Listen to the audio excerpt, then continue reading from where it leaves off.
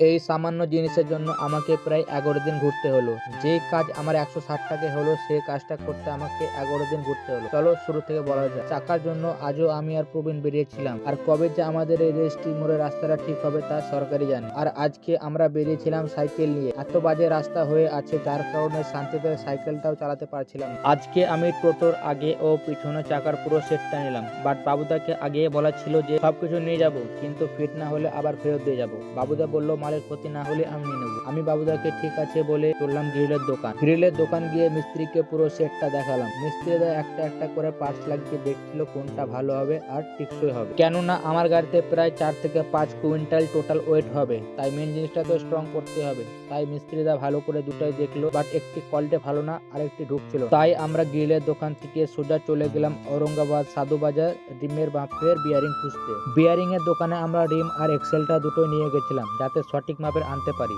আমরা এই বিয়ারিংটাই সিলেক্ট করলাম কারণ এতে এক্সেলটা মোটামুটি হচ্ছিল আর রিমটাও সেট খাচ্ছিল। বিয়ারিং নিয়ে আমরা চললাম গ্রিলের দোকান। গ্রিলের দোকান থেকে আমরা বাবুদার দোকানে গেলাম, যা যা নিয়েছিলাম সব ফেরত দিতে। সমস্ত কিছু ফেরত দেওয়ার পর আমরা টাকা নিয়ে চললাম বাড়ি।